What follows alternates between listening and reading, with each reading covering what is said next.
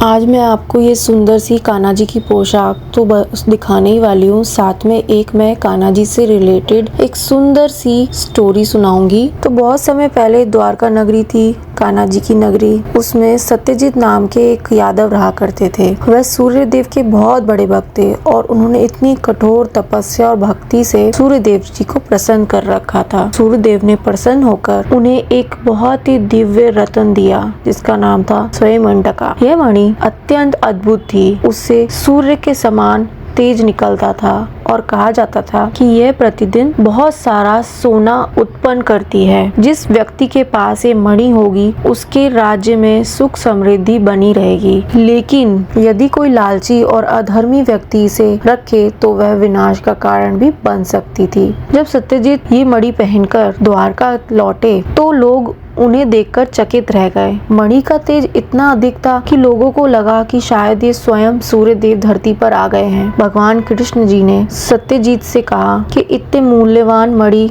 राज्य की सुरक्षा में रहनी चाहिए, लेकिन सत्यजीत ने मणि देने से मना कर दिया क्योंकि उसे उस मणि में मोह था। कुछ समय बाद सत्यजीत ने वह मणि अपने भाई प्रसन्नजीत को दे दी। एक दिन प्रसन्नजीत उस मणि को पहनकर जंगल में शिकार खेलने गया, लेकिन वह वापस नहीं लौटे। द्वारका में अफवाह फैल गई कि कान्हा जी ने मणि पाने के लिए प्रसन्नजीत की हत्या कर दी। यह सुनकर कृष्ण जी को बहुत दुख लगा। अपने ऊपर लगे झूठे आरोप को मिटाने के लिए वे स्वयं जंगल में सत्य खोजने निकल पड़े। जंगल में खोज करते हुए कान्हा जी को प्रसन्नजीत का मृत शरीर मिला। पास में एक सिंह भी मरा पड़ा था। इससे पता चला कि पहले सिंह ने प्रसन्नजीत को मारा था और फिर किसी अन्य शक्तिशाली प्राणी ने उस सिंह को मार दिया। अब कान्हा जी उस प्राणी के पदचिन्ह का पीछा करते हुए एक विशाल गुफा तक पहुँचे। वहाँ उन्होंने देखा कि एक छोटा सा बालक चमकती हुई इस मणि के संग खेल रहा है। वह गुफा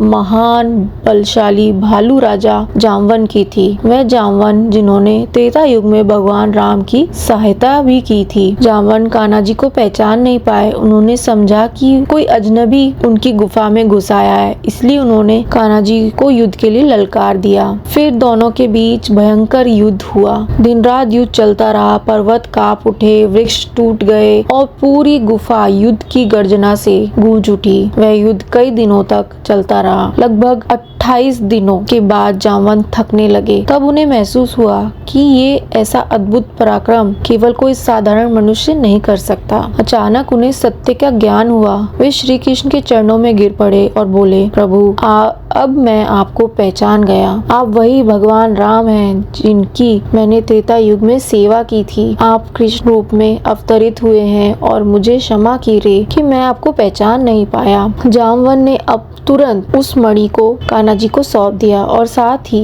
अपनी पुत्री जामवती का विवाह कान्हा जी के संग कर दिया। कान्हा जी जामवती और उस मणि को लेकर द्वारका लौट गए। वहाँ उन्होंने सबको पूरी सच्चाई बताई। तो प्रसन्नजीत को अपनी गलती का एहसास हुआ और उसने कृष्ण अपनी गलती को सुधारने के लिए सत्यजीत ने अपनी पुत्री सत्यभामा का विवाह कान्हा जी से करने का प्रस्ताव रखा और साथ में मणि भी उन्हें अर्पित कर दी। कान्हा जी ने सत्यभामा का विवाह प्रस्ताव स्वीकार किया, लेकिन उस मणि को वापस सत्यजीत को ही लौटा दिया।